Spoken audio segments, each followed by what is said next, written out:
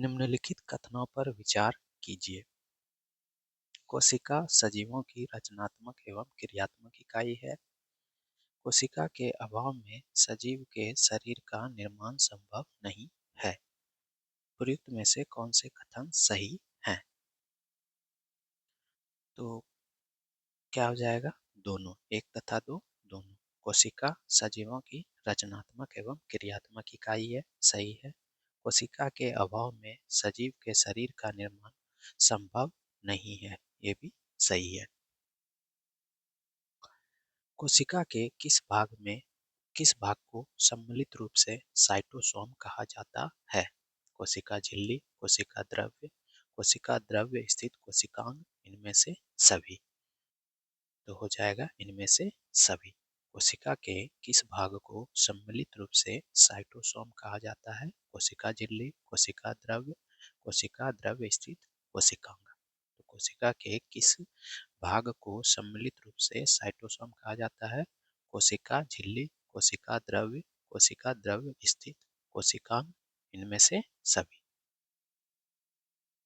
साइटोसोम के अंतर्गत निम्नलिखित में कौन एक शामिल नहीं है?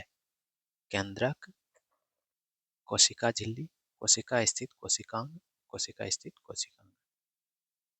क्या हो जाएगा? केंद्रक। तो साइटोसोम के अंतर्गत निम्नलिखित में कौन एक शामिल नहीं है? केंद्रक।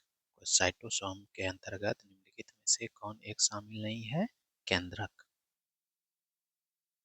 कोशिका द्रव्य में स्थित जीवित रचनाएं जिनमें बढ़ने तथा विभाजन की क्षमता होती है, उसे क्या कहते हैं? ऑर्गेनोइड्स, मेटाप्लास्ट्स, एर्गोस्टोप्लाज्म, जीव द्रव्य तंतु। कोशिका द्रव्य में स्थित जीवित रचनाएं जिनमें बढ़ने तथा विभाजन की क्षमता होती है, उसे क्या कहते हैं? ऑर्गेनोइड्स। कोशिका द्रव्य में स्थित जीवित रचनाएं जिनमें बढ़ने तथा विभाजन की क्षमता होती है, उसे क्या कहते हैं? ऑर्गेनोइड्स। निम्नलिखित में से कौन सी कोशिकीय रचना ऑर्गेनोइड्स नहीं है? सेंट्रोसोम, राइबोसोम, माइक्रोट्यूबल्स, रसधानियां। लिखित में से कौन सी कोशिकीय रचना ऑर्गेनोइड्स नहीं है? रसधानियां। निम्नलिखित में से कौन सी कोशिकीय रचना ऑर्गेनोइड्स नहीं है? रसधानियां। निम्नलिखित में कौन सा एक सही नहीं है? कोशिका का आकार एवं आकृति उसके कार्यों के अनुरूप होती है। कोशिकाओं की संख्या जीव के शरीर के आकार पर निर्भर करता है। अलग अलग रचना और अलग अलग कार्य करने वाले कोशिकाओं का समूह को उत्तक कहा जाता है। कोशिकाएं अलग अलग आकार की होती है। तो निम्नलिखित में से कौन सी कथन सही नहीं है? कौन सा कथन सही नहीं है? अलग अलग रचना और अलग अलग कार्य करने वाले कोशिकाओं का समूह को उत्तक कहा जाता है। ये कथन क्या है? गलत है, सही नहीं है। कौन सा कथन सही है? कोशिका का आकार एवं आकृति उसके कार्यों के अनुरूप होती है, ये सही है।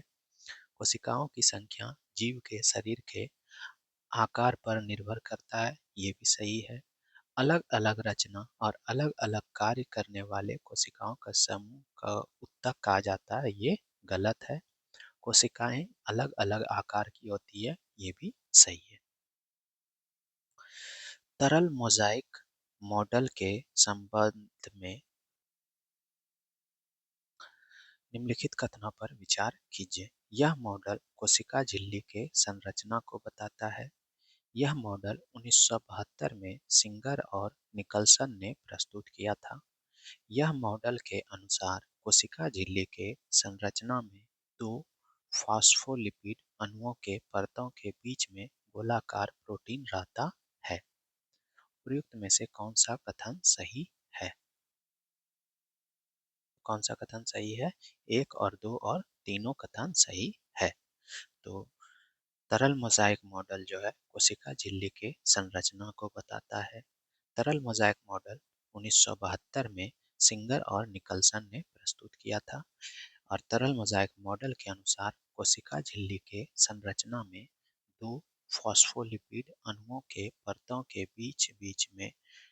बीचों बीच में गोलाकार प्रोटीन रहता है। तो ये तीनों कथन सही है। कोशिका का कौन सा भाग माइक्रोविलाई, सीलिया तथा फ्लैजिला जैसी संरचना का निर्माण करती है? कोशिका झिल्ली, कोशिका भित्ति, अंतर्द्रव्य जालिका, राइबोसोम। कोशिका का कौन सा भाग माइक्रोविलाई, सीलिया तथा फ्लैजिला जैसी संरचना का निर्माण करता है? कोशिका झिल्ली। कोशिका का कौन सा भाग माइक्रोविलाई, सीलिया तथा फ्लैजिला जैसी संरचना का निर्माण करती है? कोशिका झिल्ली। परासरण की क्रिया किसके द्वारा संपन्न होता है? कोशिका झिल्ली, कोशिका भित्ति, केंद्रक, ए तथा बी दोनों। तो परासरण की क्रिया किसके द्वारा संपन्न होती है? कोशिका झिल्ली द्वारा। परासरण की क्रिया किसके द्वारा संपन्न होती है? कोशिका झिल्ली के द्वारा।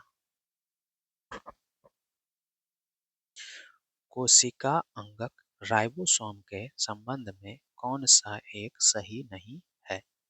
राइबोसोम दो प्रकार के होते हैं, 70S तथा 80S। 70S राइबोसोम प्रोकैरियोटिक में होता है तथा इसके दो सब यूनिट 30S तथा 50S।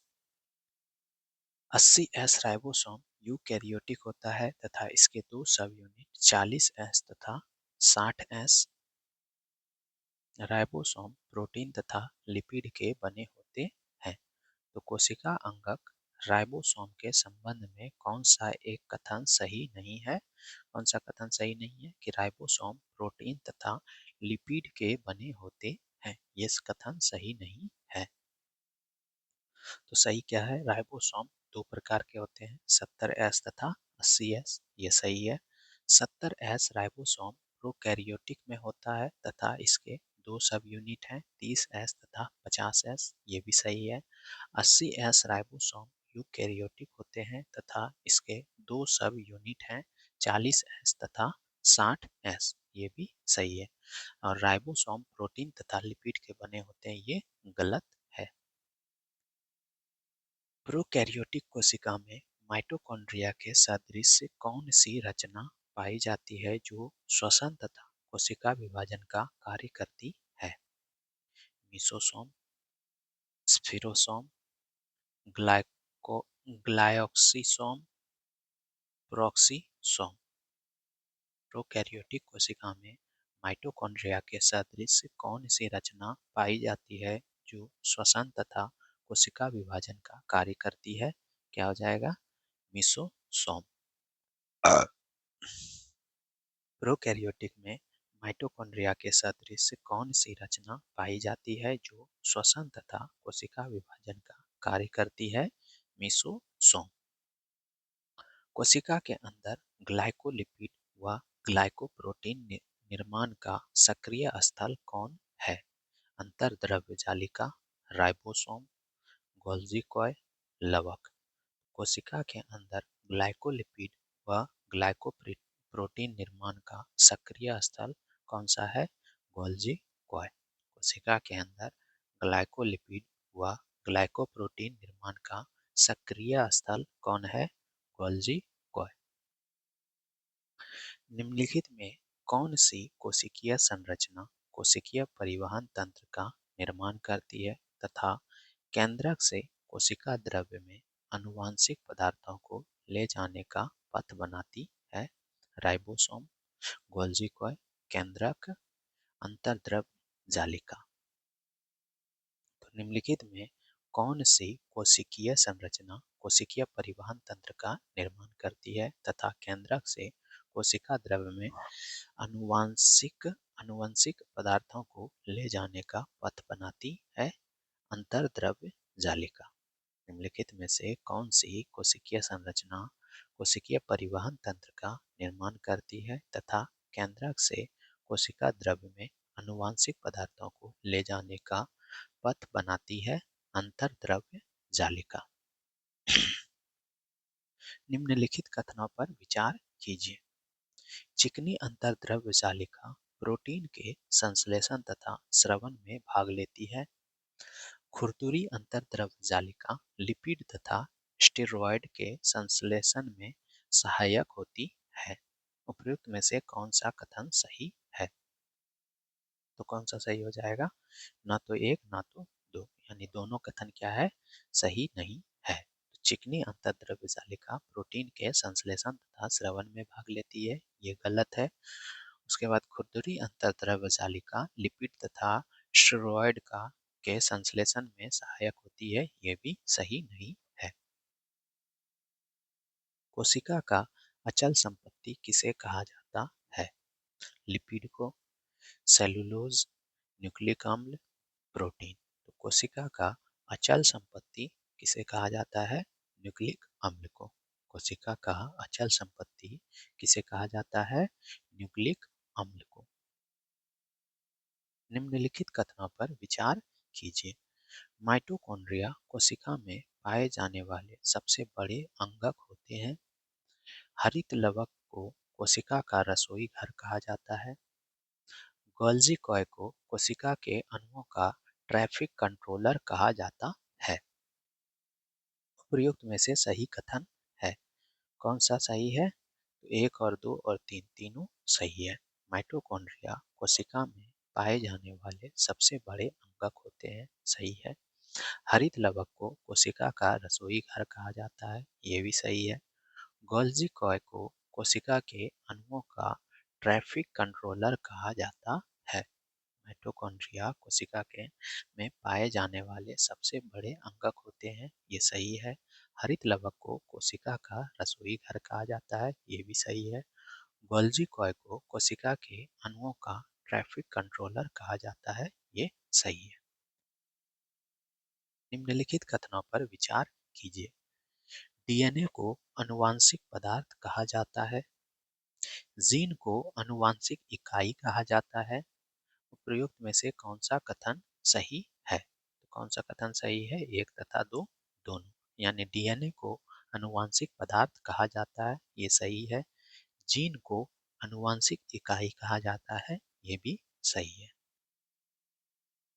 कोशिका के अंदर निम्नलिखित में कौन सा कार्य गोल्जी कॉय द्वारा नहीं किया जाता है?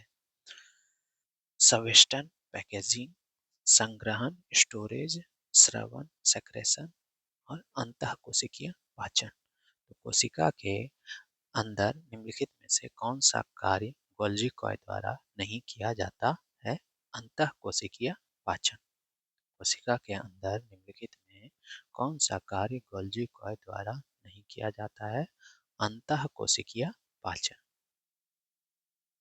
निम्नलिखित में कौन सा विकल्प सही सुमेलित नहीं है?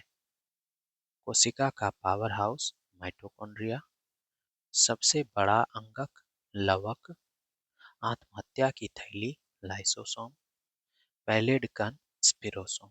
तो निम्नलिखित में से कौन सा विकल्प सही सुमेलित नहीं है? कौन सा सही सुमेलित नहीं है? पैलेड कण स्पिरोसोम, ये वाला सही नहीं है। कोशिका का पावर हाउस माइटोकॉन्ड्रिया को कहा जाता है। सबसे बड़ा अंगक लवक है। आत्महत्या की थैली लाइसोसोम है।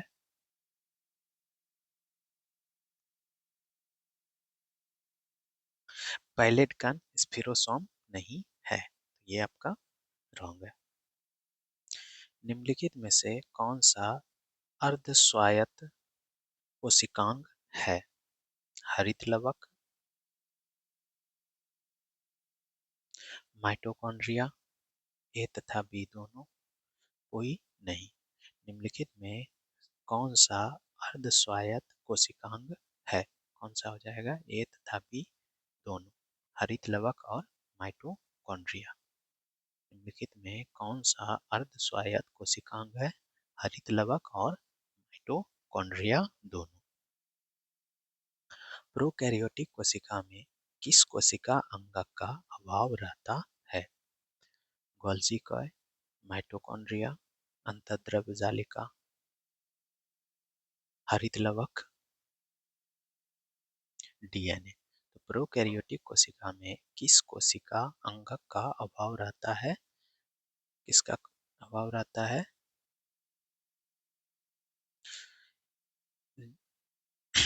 प्रोकैरियोटिक कोशिका में किस कोशिका अंगक का अभाव रहता है? तो किस कोशिका अंगक का अभाव रहता है? गोल्जी कॉय का, माइटोकॉन्ड्रिया का, अंतर्द्रव्य जालिका का और हरित लवक का। प्रोकैरियोटिक कोशिका में किस कोशिका अंगक का अभाव रहता है? डीएनए को छोड़कर बाकी जो ऑप्शन है वो सब का क्या रहता है? अभाव रहता है। यानी गोल्जी कॉय, माइटोकॉन्ड्रिया, अंतर्द्रव्य जालिका, हरित लवक कोशिका अंगक का अभाव रहता है प्रोकैरियोटिक कोशिका में। निम्नलिखित में कौन सी रचनाएं पादप कोशिका में पाए जाते हैं परंतु जंतु कोशिका में नहीं? लवक, कोशिका भित्ति, बड़ी रिक्तिका, इनमें से सभी। तो निम्नलिखित में से कौन सी रचनाएं पादप कोशिका में पाए जाते हैं परंतु जंतु कोशिका में नहीं पाए जाते हैं? इनमें से सभी। निम्नलिखित में से कौन सी रचनाएं पादप कोशिका में पाए जाते हैं परंतु जंतु कोशिका में नहीं पाए जाते हैं? तो लवक, कोशिका भित्ति, बड़ी रिक्तिका, ये सब रचनाएं पादप कोशिका में पाए जाते हैं परंतु जंतु कोशिका में नहीं पाए जाते हैं। निम्नलिखित में कौन सी रचना जंतु कोशिका में पाए जाते हैं परंतु पौधों की कोशिका में नहीं पाए जाते हैं? माइटोकॉन्ड्रिया, लाइसोसोम, सेंट्रोसोम, कोशिका झिल्ली। तो निम्नलिखित में से कौन सी रचना जंतु कोशिका में पाए जाते हैं परंतु पौधों की कोशिका में नहीं पाए जाते हैं? सेंट्रोसोम। सेंट्रोसोम जंतु कोशिका में पाए जाते हैं परंतु पौधों की कोशिका में नहीं पाए जाते हैं। कोशिका सिद्धांत किसने प्रस्तुत किया था? स्लाइडन तथा स्वान ने, रॉबर्ट हुक तथा रॉबर्ट ब्राउन ने, जेड जेंसन तथा एच जेंसन ने, आल्डेयर तथा विल्सन ने। कोशिका का सिद्धांत किसने प्रस्तुत किया था? स्लाइडन तथा स्वान ने। कोशिका सिद्धांत किसने प्रस्तुत किया था? स्लाइडन तथा स्वान ने। कोशिका सिद्धांत के अनुसार कोशिका विभाजन में मुख्य सृष्टिकर्ता की भूमिका कौन निभाता है? सेंट्रोसोम, केंद्रक, राइबोसोम, गोल्जी कॉइल। कोशिका सिद्धांत के अनुसार कोशिका विभाजन में मुख्य सृष्टिकर्ता की भूमिका कौन निभाता है? केंद्रक। कोशिका सिद्धांत के अनुसार कोशिका विभाजन में मुख्य सृष्टिकर्ता की भूमिका कौन निभाता है? केंद्रक। निम्नलिखित में से किस कोशिका अंगक से लाइसोसोम बनता है? गोल्जी कॉइल, राइबोसोम, माइटोकॉन्ड्रिया, अंतःद्रव्य जालिका। निम्नलिखित में से किस कोशिका अंगक से लाइसोसोम बनता है? किससे बनता है? गोल्जी कॉय से। निम्नलिखित में से किस कोशिका अंगक से लाइसोसोम बनता है? गोल्जी कॉय से। निम्नलिखित में से कौन सा कोशिका अंगक अपने डीएनए में उपस्थित जीन को सम्मिलित करते हुए इसके स्वयं के प्रोटीन का संश्लेषण करता है? माइटोकॉन्ड्रिया, लवक, ए तथा बी दोनों, अंतःद्रव्य जालिका। तो निम्नलिखित में से कौन सा कोशिका अंगक अपने डीएनए में उपस्थित जीन को सम्मिलित करते हुए इसके स्वयं के प्रोटीन का संश्लेषण करता है? कौन सा हो जाएगा? ए तथा बी दोनों, माइटोकॉन्ड्रिया तथा लवक दोनों। निम्नलिखित में से कौन सा कोशिका अंगक अपने डीएनए में उपस्थित जीन को सम्मिलित करते हुए इसके स्वयं के प्रोटीन का संश्लेषण करता है? माइटोकॉन्ड्रिया तथा लवक दोनों। निम्नलिखित कथनों पर विचार कीजिए।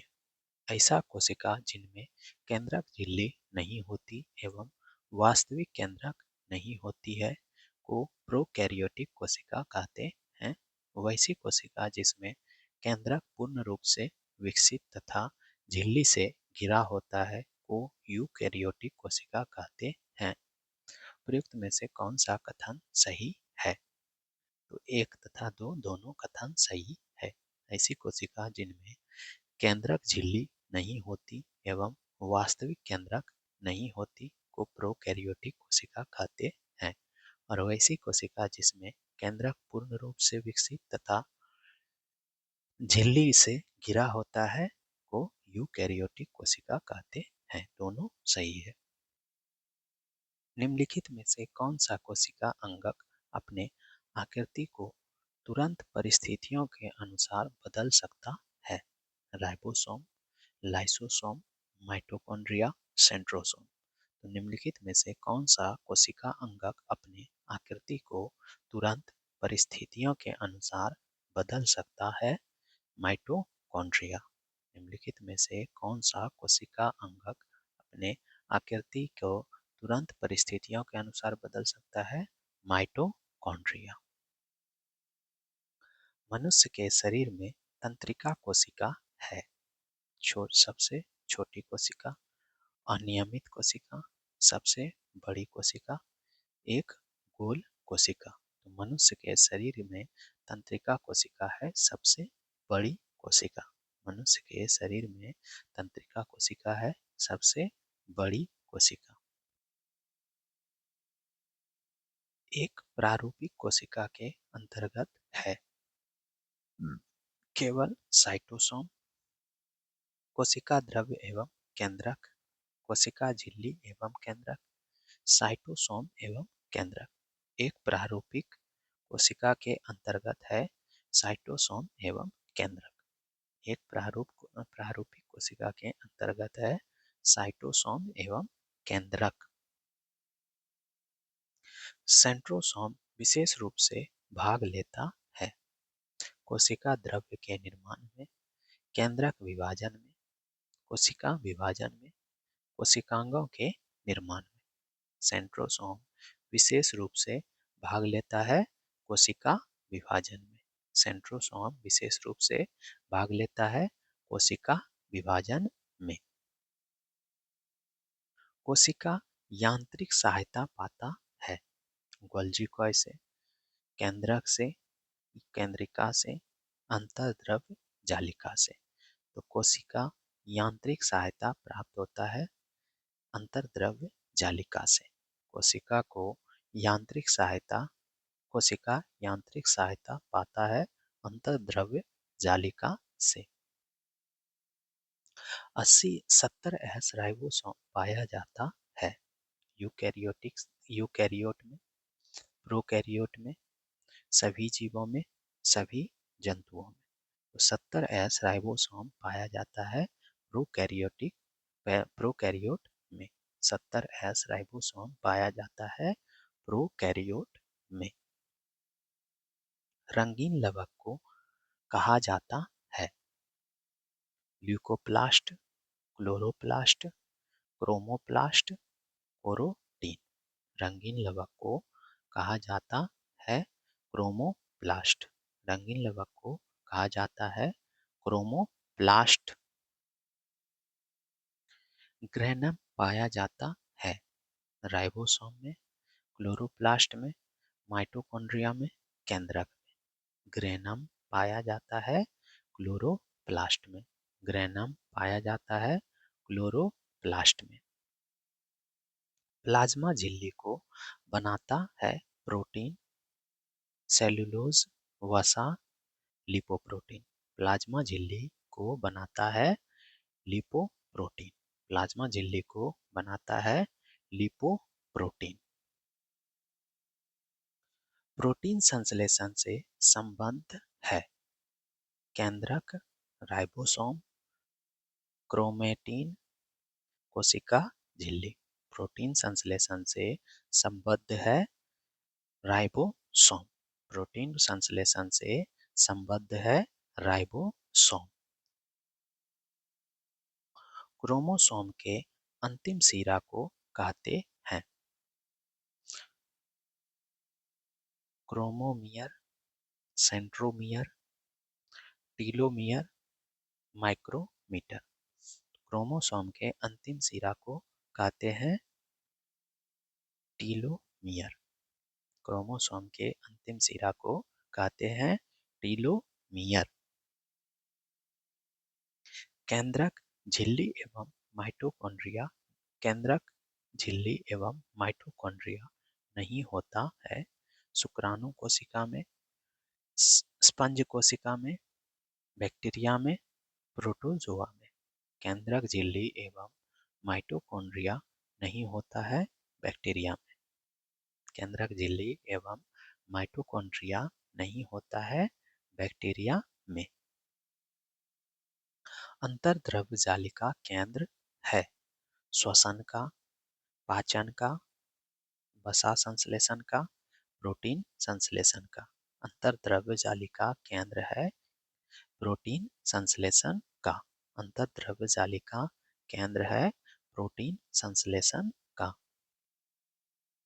निम्नांकित किसकी अनुपस्थिति से पादप कोशिका जंतु कोशिका से भिन्न है?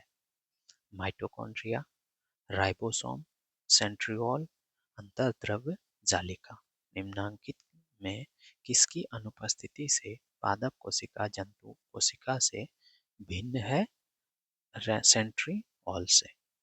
निम्नांकित किसकी अनुपस्थिति से पादप कोशिका जंतु कोशिका से भिन्न है? सेंट्रियोल से। लाइसोसोम में जमा रहता है ग्लाइकोप्रोटीन, वसा, आरएनए, पाचक एंजाइम। लाइसोसोम में जमा रहता है पाचक एंजाइम। लाइसोसोम में जमा रहता है पाचक एंजाइम। माइटोकॉन्ड्रिया का दीवार बना होता है प्रोटीन से, वसा से, लिपोप्रोटीन से, कार्बोहाइड्रेट से। माइटोकॉन्ड्रिया का दीवार बना होता है किससे बना होता है? लिपोप्रोटीन से। माइटोकॉन्ड्रिया का दीवार बना होता है किससे? लिपोप्रोटीन से। माइटोकॉन्ड्रिया संबद्ध है एडीपी के निर्माण से, एटीपी के निर्माण से, ग्लूकोज के निर्माण से, अंगों के पाचन से। माइटोकॉन्ड्रिया संबद्ध है एटीपी के निर्माण से। माइटोकॉन्ड्रिया संबद्ध है एटीपी के निर्माण से। माइटोकॉन्ड्रिया संबद्ध है एटीपी के निर्माण से। पॉलीसोम है DNA plus RNA, DNA plus ribosome, ribosome plus mRNA, ribosome plus tRNA. Polysome है राइबोसोम प्लस एमआरएनए। पॉलीसोम है राइबोसोम प्लस एमआरएनए। जीवित कोशिका के भीतर ऊर्जा स्रोत है माइटोकॉन्ड्रिया, ऑक्सीसोम, डायनीन, एटीपी। कोशिका जीवित कोशिका के भीतर ऊर्जा स्रोत है माइटोकॉन्ड्रिया। जीवित कोशिका के भीतर ऊर्जा स्रोत है माइटोकॉन्ड्रिया। तरल मोजाइक मॉडल मत को प्रस्तुत किया सिंगर तथा निकल्सन ने, सिंगर एवं रॉबर्टसन ने, रॉबर्टसन एवं डेवसन ने, डेवसन एवं सिंगर ने। तरल मोजाइक मॉडल मत को प्रस्तुत किया सिंगर एवं निकोलसन ने। तरल मोजाइक मॉडल मत को प्रस्तुत किया सिंगर एवं निकोलसन ने। कोशिका भित्ति पाई जाती है जंतु कोशिका में, अमीबा में, युगलिना में, पादप कोशिका में। कोशिका भित्ति पाई जाती है पादप कोशिका में। कोशिका भित्ति पाई जाती है पादप कोशिका में। अवर्णी लवक का मुख्य कार्य है प्रकाश संश्लेषण करना, खाद्य पदार्थों का संचयन करना, परागन में सहायता करना, उत्सर्जन करना। अवर्णी लवक का मुख्य कार्य है खाद्य पदार्थों का संचयन करना। अवर्णी लवक का मुख्य कार्य क्या है? खाद्य पदार्थों का संचयन करना। पुरकिंजे ने कोशिका संरचना के किस भाग को की खोज की थी? जीव द्रव्य, केंद्रक, माइटोकॉन्ड्रिया, लाइसोसोम। पुरकिंजे ने कोशिका संरचना के किस भाग की खोज की थी? जीव द्रव्य की। पुरकिंजे ने कोशिका संरचना के किस भाग की खोज की थी? जीव द्रव्य की। जीव द्रव्य सम्मिलित रूप से बना होता है। कोशिका द्रव्य एवं माइटोकॉन्ड्रिया से, कोशिका द्रव्य एवं केंद्रक से, केंद्रक एवं कोशिका से, केंद्रक एवं ईआर से। जीव द्रव्य सम्मिलित रूप से बना होता है कोशिका द्रव्य एवं केंद्रक से। जीव द्रव्य बना सम्मिलित रूप से बना होता है कोशिका द्रव्य एवं केंद्रक से। कोशिका झिल्ली बनी होती है लिपिड की, प्रोटीन की, लिपिड एवं प्रोटीन दोनों की, इनमें से कोई नहीं। कोशिका झिल्ली बनी होती है लिपिड एवं प्रोटीन दोनों की। कोशिका झिल्ली बनी होती है लिपिड एवं प्रोटीन दोनों की। पौधों की कोशिकाओं को संरचनात्मक दृढ़ता प्रदान करता है प्रोटीन, लिपिड, क्लोरोप्लास्ट, सेल्यूलोज। पौधों की कोशिकाओं को संरचनात्मक दृढ़ता प्रदान करता है सेल्यूलोज। पौधों की कोशिकाओं को संरचनात्मक दृढ़ता प्रदान करता है सेल्यूलोज। झिल्ली युक्त कोशिकांग में पाए जाते हैं प्रोकैरियोटिक में, यूकैरियोट में, जीवाणु में, वायरस में। झिल्ली युक्त कोशिकांग में पाए जाते हैं यूकैरियोट में। झिल्ली युक्त कोशिकांग में पाए जाते हैं यूकैरियोट में। किस प्रकार की झिल्ली नहीं होती है? जीवाणु में, अमीबा में, वायरस में, माइटोकॉन्ड्रिया में। तो किस प्रकार में झिल्ली नहीं होती है? तो वायरस में झिल्ली नहीं होती है। किस प्रकार में झिल्ली नहीं होती है? वायरस में झिल्ली नहीं होती है। ईआर की बाहरी झिल्ली के ऊपर अवस्थित रहते हैं lysosome, centrosome, ribosome, microtubules, tubule. ER के बाहरी झिल्ली के ऊपर अवस्थित रहता है राइबोसोम। ईआर के बाहरी झिल्ली के ऊपर अवस्थित रहता है राइबोसोम। वसा एवं कोलेस्ट्रॉल संश्लेषण में भाग लेती है चिकनी ईआर, खुरदरी ईआर, गोल्जी कॉय, लाइसोसोम। तो वसा तथा कोलेस्ट्रॉल संश्लेषण में भाग लेती है चिकनी ईआर। वसा एवं कोलेस्ट्रॉल संश्लेषण में भाग लेती है चिकनी ईआर। राइबोसोम बना होता है डीएनए एवं प्रोटीन से, आरएनए एवं प्रोटीन से, डीएनए एवं लिपिड से, आरएनए एवं डीएनए से। राइबोसोम बना होता है आरएनए एवं प्रोटीन से। राइबोसोम बना होता है आरएनए एवं प्रोटीन से। गोल्जी उपकरण नहीं पाए जाते हैं प्रोकैरियोट में, लाल रुधिर कणिकाओं में, नील हरित शैवालों में, सभी में गोल्जी उपकरण नहीं पाए जाते हैं। किसी में नहीं पाए जाते हैं। प्रोकैरियोट में भी गोल्जी कॉय नहीं पाए जाते हैं। लाल रुधिर कणिकाओं में गोल्जी कॉय उपकरण नहीं पाए जाते हैं। नील हरित शैवाल में गोल्जी उपकरण नहीं पाए जाते हैं। यानी कि किसी में भी गोल्जी उपकरण नहीं पाया जाता है। समांतर नलिकाओं या सिस्टर्नी के समूह से बनी संरचना है माइटोकॉन्ड्रिया, राइबोसोम, गोल्जी उपकरण, लवक। समांतर नलिकाओं या सिस्टर्नी के समूह से बनी संरचना है गोल्जी उपकरण समांतर नलिकाओं या सिस्टर्नी के समूह से बनी संरचना है गोल्जी उपकरण। निम्नलिखित कोशिकाओं में कौन ईआर संश्लेषित पदार्थों का संचयन, रूपांतरण तथा पैकिंग कर कोशिका के अंदर से अंदर एवं बाहर भेजता है? राइबोसोम, लाइसोसोम, माइटोकॉन्ड्रिया, गोल्जी उपकरण। निम्नलिखित कोशिकाओं में कौन ईआर संश्लेषित पदार्थों का संचयन, रूपांतरण एवं पैकिंग कर कोशिका के अंदर एवं बाहर भेजता है? गोल्जी उपकरण। लाइसोसोम को सर्वप्रथम किसने देखा था? कैमिलो गोल्जी ने,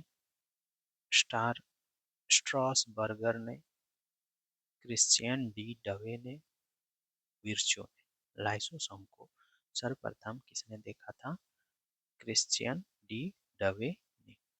लाइसोसोम को सर्वप्रथम किसने देखा था? क्रिश्चियन डी डवे ने। जीवाणु एवं वायरस से रक्षा करने वाले कोशिकांग हैं? ईआर, गोल्जी उपकरण, राइबोसोम, लाइसोसोम। जीवाणु एवं वायरस से रक्षा करने वाला कोशिकांग है लाइसोसोम। जीवाणु एवं वायरस से रक्षा करने वाला कोशिकांग है लाइसोसोम। क्रिस्टी कहाँ पाए जाते हैं? माइटोकॉन्ड्रिया में, लाइसोसोम में, केंद्रक में, लवक में। क्रिस्टी कहाँ पाए जाते हैं? माइटोकॉन्ड्रिया में। क्रिस्टी कहाँ पाए जाते हैं? माइटोकॉन्ड्रिया में। श्वसन से संबंधित एंजाइम मौजूद रहते हैं? राइबोसोम में, माइटोकॉन्ड्रिया गुहा मैट्रिक्स में, ईआर में, लवक में। श्वसन से संबंधित एंजाइम मौजूद रहते हैं माइटोकॉन्ड्रिया गुहा मैट्रिक्स में।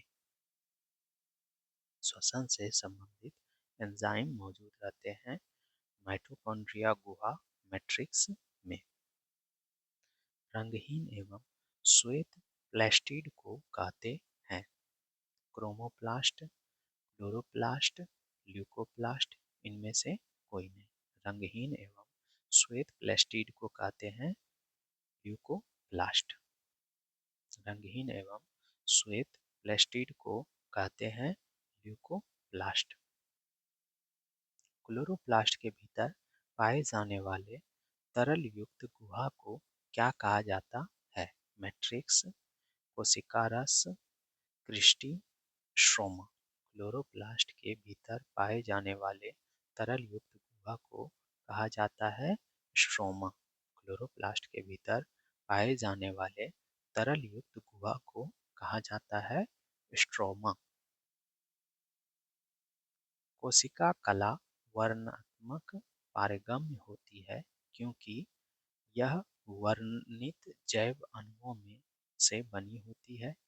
यह उच्चतर सांद्रता वाले क्षेत्र से निम्नतर सांद्रता वाले क्षेत्र की ओर कुछ पदार्थों का अभिगमन नहीं होने देती। जैव अणुओं का संचालन संचालन केवल विशिष्ट सांद्रता पर होता है। यह कुछ अणुओं के अंदर या बाहर की ओर संचालन संचालन कोशिका में से होने देती है, जबकि अन्य कोशिकाओं के संचालन को रोक दिया जाता है। कोशिका कला वर्णनात्मक पारगम्य होती है क्योंकि यह कुछ अणुओं के अंदर या बाहर की ओर संचालन कोशिका में से होने देती है, जबकि अन्य अणुओं के संचलन को रोक दिया जाता है। कोशिका कला वर्णनात्मक पारगम्य होती है क्योंकि यह कुछ अणुओं के अंदर या बाहर की ओर संचलन कोशिका में से होने देती है, जबकि अन्य अणुओं के संचलन को रोक दिया जाता है। न्यूक्लियम के बाहर डीएनए कहाँ मिलता है? गोल्जी कॉइल, राइबोसोम, माइटोकॉन्ड्रिया, अंतर्द्रव्य जालिका। न्यूक्लियम के बाहर डीएनए कहाँ मिलता है? माइटोकॉन्ड्रिया। न्यूक्लियम से बाहर डीएनए कहाँ मिलता है? माइटोकॉन्ड्रिया। निम्नलिखित कोशिकाओं में से कौन सा एक पौधों की कोशिका भित्ति का एक संरचनात्मक घटक है? मैग्नी मैग्नीज, पोटेशियम, फास्फोरस, कैल्शियम। निम्नलिखित कोशिकाओं में से कौन सा एक पौधों की कोशिका भित्ति का संरचनात्मक घटक है? कैल्शियम। निम्नलिखित कोशिकाओं में से कौन सा एक पौधों की कोशिका भित्ति का संरचनात्मक घटक है? कैल्शियम। निम्नलिखित कोशिका अंगक में कौन सा एक अर्धपारगम है? कोशिका झिल्ली, प्लाज्मा झिल्ली, कोशिका भित्ति, केंद्रक। निम्नलिखित कोशिका अंगकों में कौन सा एक अर्धपारगम्य है? कोशिका झिल्ली। निम्नलिखित कोशिका अंगकों में कौन सा एक अर्धपारगम्य है? कोशिका झिल्ली। कोशिका के बारे में निम्नलिखित में से कौन सा सही नहीं है? कोशिका के आकार और अमाप विशिष्ट कार्य से संबंधित होते हैं। कुछ कोशिकाओं के बदलते आकार होते हैं। प्रत्येक कोशिकाओं में निष्पादन की अपनी क्षमता होती है। सभी देह ऊतकों में एक ही प्रकार की कोशिकाएं विद्यमान है। कोशिका के बारे में निम्नलिखित में से कौन सा कथन सही नहीं है? कौन सा कथन सही नहीं है? सभी देह ऊतकों में एक ही प्रकार की कोशिकाएं विद्यमान है, ये सही नहीं है। कोशिका के आकार और अमाप विशिष्ट कार्य से संबंधित होते हैं, सही है। कुछ कोशिकाओं के बदलते आकार होते हैं, सही है। प्रत्येक कोशिका में निष्पादन की अपनी क्षमता होती है, सही है। निम्नलिखित में से सबसे छोटी कोशिका है माइकोप्लाज्मा, अमीबा, श्वेत रक्त कणिका, लाल रक्त कणिका। निम्नलिखित में से सबसे छोटी कोशिका है माइकोप्लाज्मा। निम्नलिखित में से सबसे छोटी कोशिका है माइकोप्लाज्मा। कोशिकीय व आणविक जीव विज्ञान केंद्र कहाँ स्थित है? मुंबई, कोलकाता, बेंगलुरु, हैदराबाद। कोशिकीय व आणविक जीव विज्ञान केंद्र कहाँ स्थित है? हैदराबाद। कोशिकीय एवं आणविक जीव विज्ञान केंद्र कहाँ स्थित है? हैदराबाद। कोशिका का जीवित अंश जीव द्रव्य कहलाता है। यह किससे बना होता है? केवल कोशिका द्रव्य से, कोशिका द्रव्य कोशिका केंद्रक द्रव्य से, केवल केंद्रक द्रव्य से, केंद्रक द्रव्य कोशिका द्रव्य और अन्य कोशिकांग से। कोशिका का जीवित अंश जीव द्रव्य कहलाता है। यह किससे बना होता है? कोशिका कोशिका द्रव्य, केंद्रक द्रव्य एवं और अन्य कोशिकांग से बना होता है। कोशिका का जीवित अंश जीव द्रव्य कहलाता है। यह किससे बना होता है? कोशिका द्रव्य, केंद्रक द्रव्य और अन्य कोशिकांग से बना होता है। सर्वाधिक संख्या में गुणसूत्र पाए जाते हैं। गन्ना में, आलू में, मनुष्य में, ओफियोग्लोसस में। सर्वाधिक संख्या में गुणसूत्र पाए जाते हैं ओफियोग्लोसस में। सर्वाधिक संख्या में गुणसूत्र पाए जाते हैं ओफियोग्लोसस में। वास्तविक केंद्रक किसमें अनुपस्थित होता है? जीवाणुओं में, हरे शैवाल में, कवकों में, लाइकेनों में। तो वास्तविक केंद्रक किसमें अनुपस्थित होता है? जीवाणुओं में। वास्तविक केंद्रक किसमें अनुपस्थित होता है? जीवाणुओं में। इलेक्ट्रॉन सूक्ष्मदर्शी की खोज की थी। नॉल तथा रस्का ने, स्लाइडेन तथा स्वान ने, फ्लेमिंग तथा ब्राउन ने, वाटसन तथा क्रिक ने। इलेक्ट्रॉन सूक्ष्मदर्शी की खोज नॉल तथा रस्का ने इलेक्ट्रॉन सूक्ष्मदर्शी की खोज की नॉल तथा रस्का ने।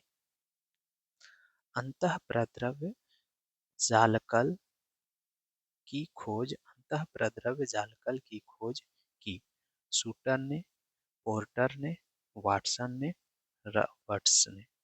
तो अंतःप्रद्रव्य जालिका की खोज की किसने? पोर्टर ने। अंतःप्रद्रव्य जालिका की खोज पोर्टर ने की। अंतःप्रद्रव्य जालिका की खोज की पोर्टर ने। गुणसूत्र शब्द प्रदान किया। Hofmeister, Waldeyer, Sutton, Wagner. गुणसूत्र शब्द प्रदान किया। वाल्डेयर ने। गुणसूत्र शब्द प्रदान किया वाल्डेयर ने। कोशिका को एक निश्चित रूप प्रदान करती है। कोशिका झिल्ली, कोशिका भित्ति, केंद्रिका, गोल्जी कॉय। कोशिका को एक निश्चित रूप प्रदान करती है। कोशिका भित्ति। कोशिका को एक निश्चित रूप प्रदान करती है। कोशिका भित्ति।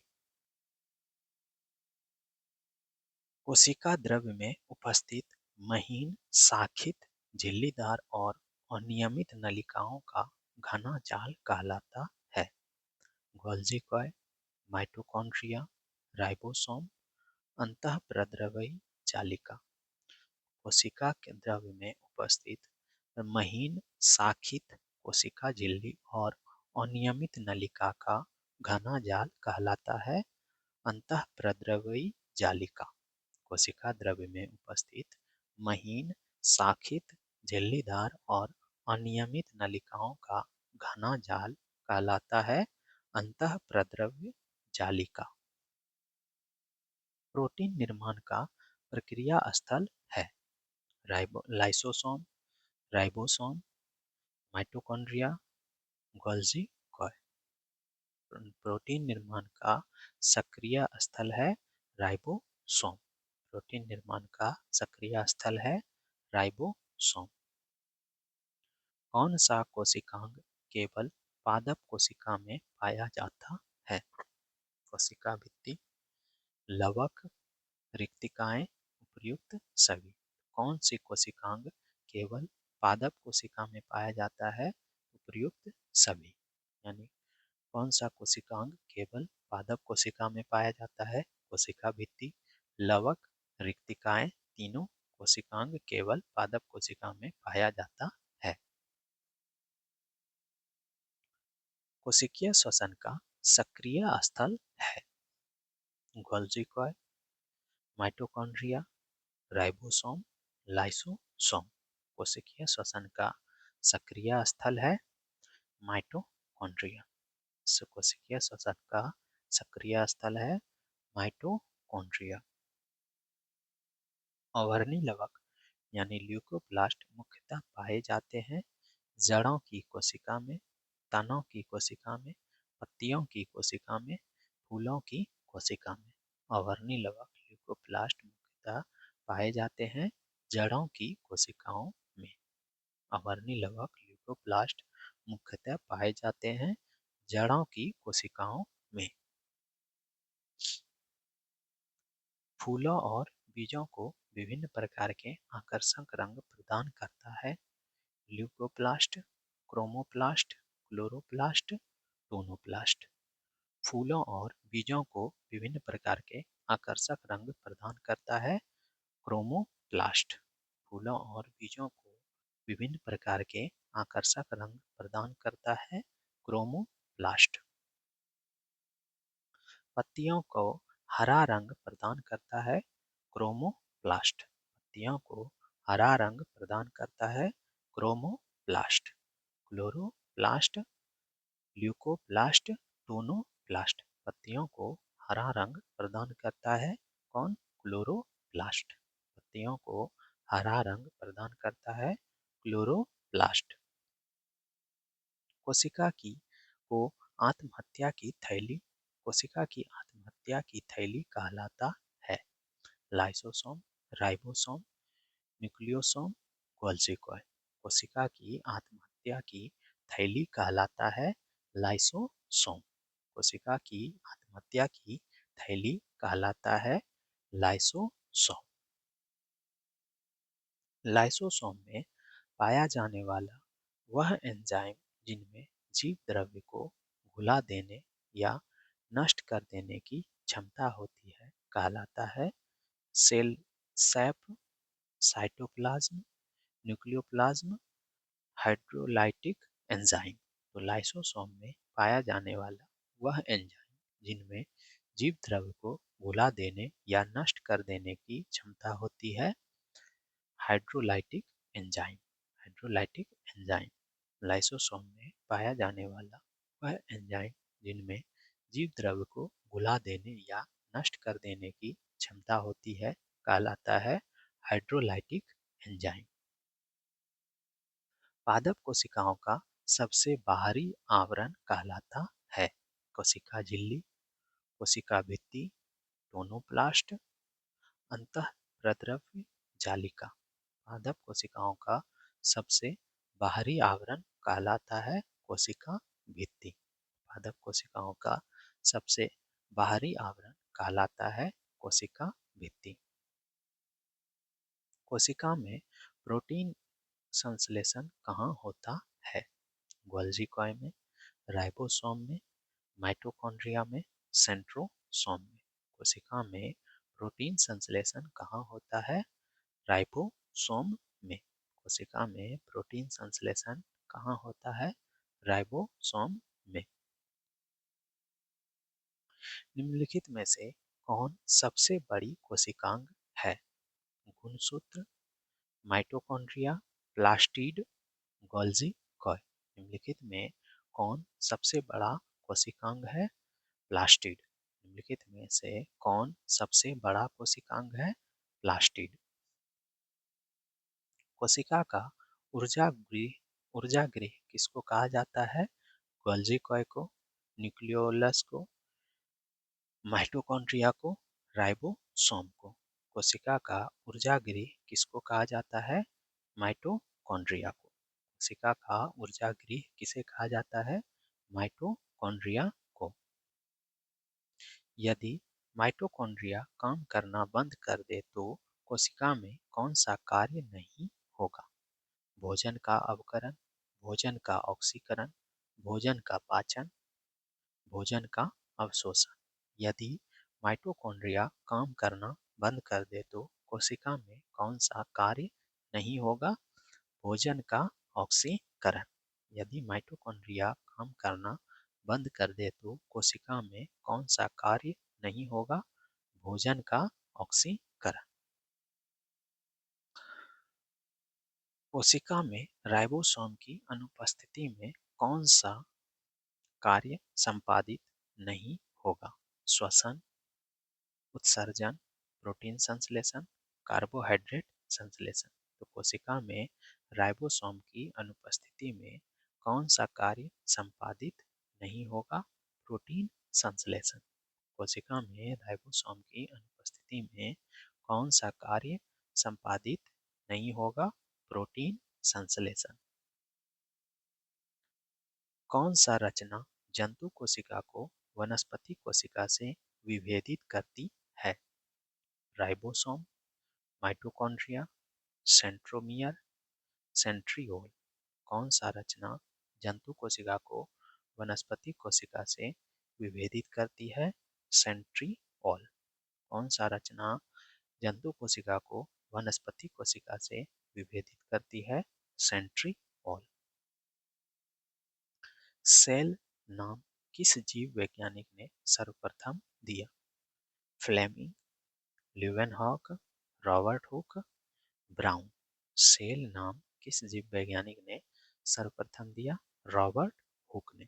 सेल नाम किस जीव वैज्ञानिक ने सर्वप्रथम दिया? रॉबर्ट हुक ने।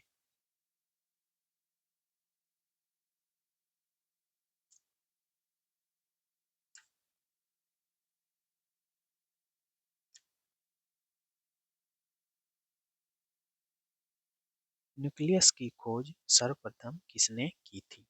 ल्यूवेनहॉक, स्वान, हॉफमिस्टर, ब्राउन। न्यूक्लियस की खोज सर्वप्रथम किसने की थी? ब्राउन ने। न्यूक्लियस की खोज सर्वप्रथम किसने की थी? ब्राउन ने। न्यूक्लियस की खोज सर्वप्रथम किसने की थी? ब्राउन ने की थी।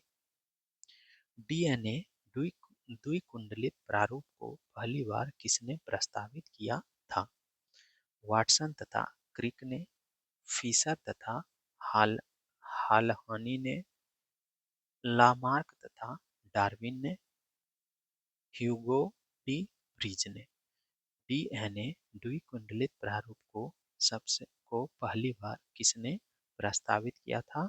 वाटसन तथा क्रिक ने। डीएनए द्विकुंडलित प्रारूप को पहली बार किसने प्रस्तावित किया था? वाटसन तथा क्रिक ने। जीव द्रव्य जीवन का भौतिक आधार है, यह किसका कथन है? हेनरी का, लेमार्क, हक्सले, ट्रेविरेनस। जीव द्रव्य जीवन का भौतिक आधार है, यह किसका कथन है? हक्सले। जीव द्रव्य जीवन का भौतिक आधार है, यह किसका कथन है? हक्सले। जीव द्रव्य शब्द का प्रयोग सर्वप्रथम किसने किया था? डार्विन, पुरकिंजे, जॉन रे, हैथियन। जीव द्रव्य शब्द का प्रयोग सर्वप्रथम किसने किया था? पुरकिंजे ने। जीव द्रव्य शब्द का प्रयोग सर्वप्रथम किसने किया था? पुरकिंजे ने। माइटोकॉन्ड्रिया किसमें अनुपस्थित होता है? इष्ट में, कवक, जीवाणु, शैवाल। माइटोकॉन्ड्रिया किसमें अनुपस्थित होता है? जीवाणु में। माइटोकॉन्ड्रिया किसमें अनुपस्थित होता है? जीवाणु में। माइटोकॉन्ड्रिया का भीतरी वलन कहलाता है? Cristae, oxysomes, matrix, microsomes. Mitochondria का भीतरी वलन कहलाता है? क्रिस्टी। माइटोकॉन्ड्रिया का भीतरी वलन कहलाता है? क्रिस्टी। कोशिका भित्ति होती है पारगम्य, अर्धपारगम्य, चयनात्मक पारगम्य, अपारगम्य। कोशिका भित्ति होती है पारगम्य। कोशिका भित्ति होती है पारगम्य। लाइसोसोम्स कार्य करते हैं प्रोटीन संश्लेषण में, प्रोसेसिंग तथा पैकेजिंग में, अंतःकोशिकीय पाचन में, वसा संश्लेषण में। लाइसोसोम कार्य करते हैं अंतःकोशिकीय पाचन में। लाइसोसोम कार्य करते हैं अंतःकोशिकीय पाचन में। कौन सा अंगक प्रायः जंतु कोशिका में उपस्थित नहीं होता है? लवक, गोल्जी कॉय, माइटोकॉन्ड्रिया, अंतःप्रद्रव्य जालक। कौन सा अंग प्रायः जंतु कोशिका में उपस्थित नहीं होता है? लवक। कौन सा अंग प्रायः जंतु कोशिका में उपस्थित नहीं होता है? लवक। प्रोग्राम्ड सेल डेथ का कोशिकीय एवं आणविक नियंत्रण क्या कहलाता है? Apo apoptosis, ageing, degeneration, necrosis. Programmed cell death का कोशिकीय एवं आणविक नियंत्रण क्या कहलाता है? Apoptosis. Programmed death cell death का कोशिकीय एवं आणविक नियंत्रण क्या कहलाता है? एपोप्टोसिस। कौन सा कोशिकांग प्रोटीन संश्लेषण में प्रमुख भूमिका निभाता है? लाइसोसोम एवं सेंट्रोसोम, एंडोप्लाज्मिक रेटिकुलम एवं राइबोसोम, गोल्जी उपकरण एवं माइटोकॉन्ड्रिया, लाइसोसोम एवं माइटोकॉन्ड्रिया। कौन सा कोशिकांग प्रोटीन संश्लेषण में मुख्य भूमिका निभाता है? एंडोप्लाज्मिक रेटिकुलम एवं राइबोसोम। कौन सा कोशिकांग प्रोटीन संश्लेषण में प्रमुख भूमिका निभाता है? एंडोप्लाज्मिक रेटिकुलम एवं राइबोसोम। निम्नलिखित में से कौन सा कोशिकांग डीएनए रखता है? Mitochondria, Golgi, lysosome, centriole. निम्नलिखित में से कौन सा कोशिकांग डीएनए रखता है? माइटोकॉन्ड्रिया। निम्नलिखित में से कौन सा कोशिकांग डीएनए रखता है? माइटोकॉन्ड्रिया। गोल्गी का प्रमुख कार्य है श्वसन, कोशिकीय विभाजन शुरू करना, पाचक रस उत्पन्न करना, स्राव। गोल्गी का प्रमुख कार्य है स्राव। गोल्गी का प्रमुख कार्य है स्राव। किसकी अनुपस्थिति के कारण किसी पादप कोशिका और पशु कोशिका में अंतर पाया जाता है? क्लोरोप्लास्ट, कोशिका भित्ति, कोशिका कला, केंद्रक। तो किसकी उपस्थिति के कारण किसी पादप कोशिका और पशु कोशिका में अंतर पाया जाता है? कोशिका भित्ति। किसकी उपस्थिति के कारण किसी पादप कोशिका और पशु कोशिका में अंतर पाया जाता है? कोशिका भित्ति। निम्नलिखित में से किसने यह मूल अवधारणा प्रस्तुत की थी कि सभी जीव कोशिकाओं के बने हुए हैं? Pasteur, Schleiden, Robert Hooke, T Swann. तो निम्नलिखित में से किसने यह मूल अवधारणा प्रस्तुत की थी कि जीव कोशिकाओं के बने हुए हैं? तो स्लाइडन और टी स्वान। निम्नलिखित में से किसने यह मूल अवधारणा प्रस्तुत की थी कि सभी जीव कोशिकाओं के बने हुए हैं? स्लाइडन और टी स्वान ने। 80% से अधिक 80% से अधिक सेल में पाए जाने वाला पदार्थ है प्रोटीन, जल, खनिज, हाइड्रोलाइटिक एंजाइम। 80% से अधिक सेल में पाए जाने वाला पदार्थ है जल। 80% से अधिक सेल में पाए जाने वाला पदार्थ है जल। परासरण की परिभाषा है एक अर्धपारगम्य कला से होकर विलेय का प्रवाह, कला के बगैर जल का प्रवाह, अर्धपारगम्य कला से होकर कम से अधिक सांद्रता की ओर विलायक का प्रवाह। उपर्युक्त में से कोई नहीं। तो परासरण की परिभाषा क्या है? अर्धपारगम्य कला से होकर कम से अधिक सांद्रता की ओर विलायक का प्रवाह। परासरण की परिभाषा है अर्धपारगम्य कला से होकर कम से अधिक सांद्रता की ओर विलायक का प्रवाह।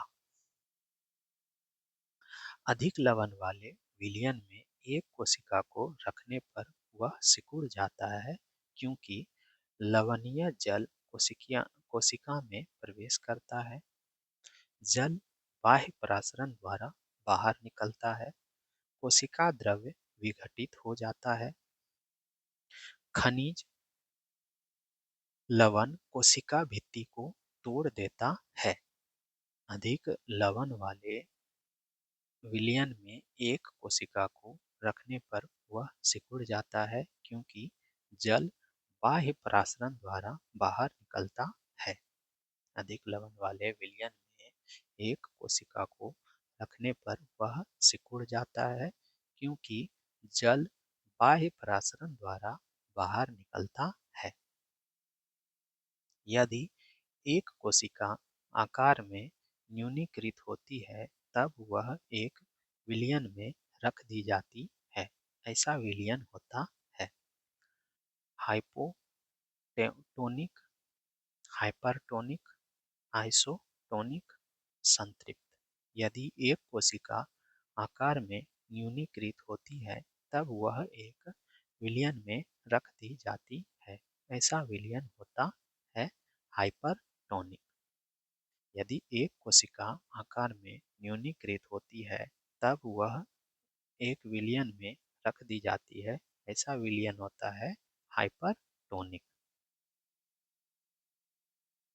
एक कोशिका आयतन में बढ़ती है जब यह रखी जाती है एक समपराशरी विलयन में, एक अतिपराशरी विलयन में, एक अल्पपराशरी विलयन में, इनमें से कोई नहीं।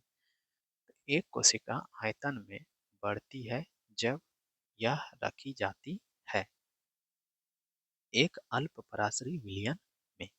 एक कोशिका आयतन में बढ़ती है जब यह रखी जाती है एक अल्पपराशरी विलयन में। बीज फूलते हैं जब जल में रखे जाते हैं परासरण के कारण, अंतः शोषण के कारण, जलीय अवघटन के कारण, जीव द्रव्य कुंचन के कारण, अंतः शोषण के कारण। बीज फूल जाते हैं जब जल में रखे जाते हैं अंतः शोषण के कारण। बीज फूलते हैं जब जल में रखे जाते हैं अंतः शोषण के कारण। लकड़ी से बने दरवाजे का वर्षा ऋतु में फूलना होता है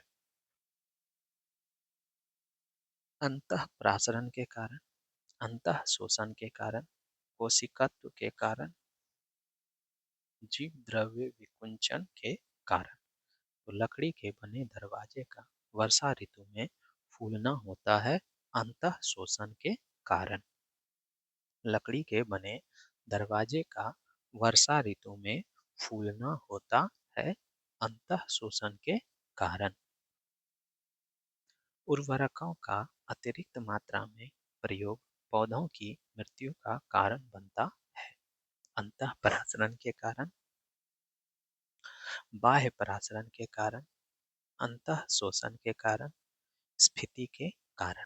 उर्वरकों की अतिरिक्त मात्रा में प्रयोग पौधों की मृत्यु का कारण बनता है बाह्य परासरण के कारण। उर्वरकों का अतिरिक्त मात्रा में प्रयोग पौधों की मृत्यु का कारण बनता है बाह्य परासरण के कारण। केंद्रक के विभाजन को क्या कहते हैं? Cytokinesis, crossing over, karyokinesis, pachytene. केंद्रक के विभाजन को क्या कहते हैं? कैरियोकिनेसिस। केंद्रक के विभाजन को क्या कहते हैं? कैरियोकिनेसिस।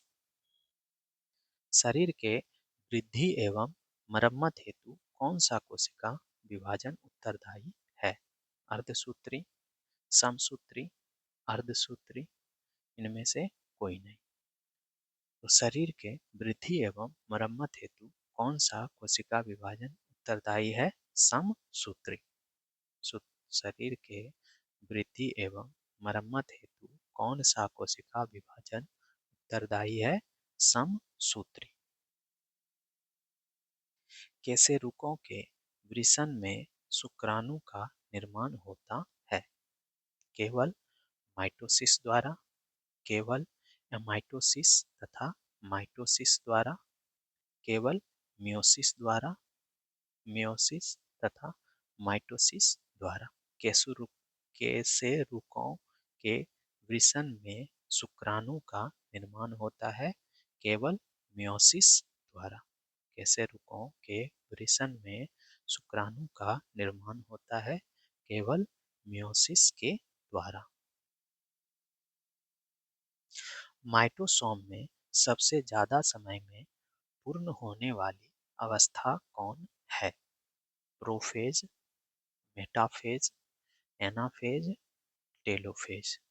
माइटोसिस में सबसे ज्यादा समय में पूर्ण होने वाली अवस्था कौन है? प्रोफेज। माइटोसिस में सबसे ज्यादा समय में पूर्ण होने वाली अवस्था कौन सी है? प्रोफेज। पादप कोशिका में साइटोकिनेसिस किसकी सहायता से होता है?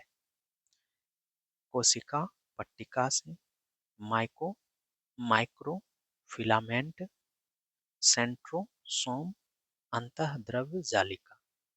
पादप कोशिका में साइटोकिनेसिस किसकी सहायता से होता है? कोशिका पट्टिका। पादप कोशिका में साइटोकिनेसिस किसकी सहायता से होता है? कोशिका पट्टिका। माइटोसिस के सबसे कम समय में पूर्ण होने वाली अवस्था कौन है? Prophase, metaphase, anaphase, telophase.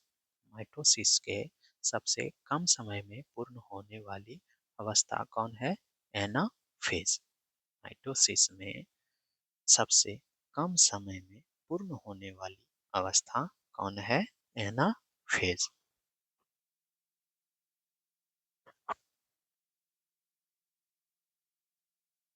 एक कोशिका के माइटोसिस द्वारा कितने बार विभाजन से 256 कोशिकाएं बनेगी? 8, 32, 64 या 225? एक कोशिका के माइटोसिस द्वारा कितनी बार विभाजन के बाद 256 कोशिका बनेगी? तो 8 बार। कितने बार? 8 बार। एक कोशिका के माइटोसिस द्वारा कितने बार विभाजन से 256 कोशिकाएं बनेगी? 8। क्रॉसिंग ओवर की घटना किस कोशिका विभाजन में होता है? सूत्री, समसूत्री, अर्धसूत्री, इनमें से सभी। क्रॉसिंग ओवर की घटना किस कोशिका विभाजन में होती है? अर्धसूत्री। क्रॉसिंग ओवर की घटना किस कोशिका विभाजन में होती है? अर्धसूत्री। पारगति किस अवस्था में होता है? Leptotene, zygotene, pachytene, diplotene. पारगति किस अवस्था में होता है? पैकिटीन। पारगति किस अवस्था में होता है? पैकिटीन। 200 शुक्राणु बनने के लिए कितनी कोशिका का मियोसिस द्वारा कोशिका विभाजन होगा? 25, 50, 100, 200। 200 शुक्राणु बनने के लिए कितनी कोशिका का मियोसिस द्वारा कोशिका विभाजन होगा? 50। 200 शुक्राणु बनने के लिए कितनी कोशिका का मियोसिस द्वारा कोशिका विभाजन होगा? 50। टेलोफेज की विपरीत अवस्था कौन है? प्रोफेज, मेटाफेज, एनाफेज, अंतरावस्था। टेलोफेज की विपरीत अवस्था कौन है? प्रोफेज। मेटाफेज की विपरीत अवस्था कौन है? प्रोफेज। टेलोफेज की विपरीत अवस्था कौन है? प्रोफेज। माइटोसिस में सेंट्रोमियर किस अवस्था में विभाजित होता है? Prophase, metaphase, anaphase, telophase. Mitosis में सेंट्रोमियर किस अवस्था में विभाजित होता है? एनाफेज। माइटोसिस में सेंट्रोमियर किस अवस्था में विभाजित होता है? एनाफेज। निम्नलिखित कथनों पर विचार कीजिए। समसूत्री विभाजन में कोशिका केवल एक बार विभाजित होती है एवं क्रोमोसोम भी एक बार विभाजित होती है। अर्धसूत्री विभाजन में कोशिका 2 बार विभाजित होती है एवं क्रोमोसोम भी 2 बार विभाजित होती है। प्रयुक्त में से कौन सा कथन सही है? केवल एक, केवल दो, केवल एक और दो, तीन, एक तथा दो दोनों, ना तो एक ना तो दो। क्या हो जाएगा? केवल एक। तो समसूत्री विभाजन में कोशिका केवल एक बार विभाजित होती है एवं क्रोमोसोम भी एक बार विभाजित होती है। यह कथन सही है। समसूत्री विभाजन में कोशिका भी केवल समसूत्री विभाजन में कोशिका के एक बार विभाजित होती है एवं क्रोमोसोम भी एक बार विभाजित होती है। निम्नलिखित में से किस कोशिकीय संरचना की खोज फोंटाना ने किया? के द्वारा किया गया। केंद्रिका, आरएनए, क्रोमोसोम, कोशिकीय पंजर। तो निम्नलिखित में से किस कोशिका संरचना की खोज फोंटाना के द्वारा किया गया? केंद्रिका। निम्नलिखित में से किस कोशिकीय संरचना की खोज फोंटाना के द्वारा किया गया है? केंद्रिका। प्राणी के जीवन इतिहास में समसूत्री विभाजन का कार्य निम्न है। एक कोशिकीय जीवों में प्रजनन, बहुकोशिकीय जीवों में वृद्धि, क्षतिग्रस्त ऊतकों में मरम्मत, उपरोक्त सभी। तो प्राणी के जीवन इतिहास में समसूत्री विभाजन का कार्य निम्न है। उपरोक्त सभी यानी एक कोशिकीय जीवों में प्रजनन, बहुकोशिकीय जीवों में वृद्धि, क्षतिग्रस्त ऊतकों की मरम्मत। प्राणी के जीवन इतिहास में समसूत्री विभाजन का कार्य है कौन कौन सा? एक कोशिकीय जीवों में प्रजनन, बहुकोशिकीय जीवों में वृद्धि, क्षतिग्रस्त ऊतकों की मरम्मत।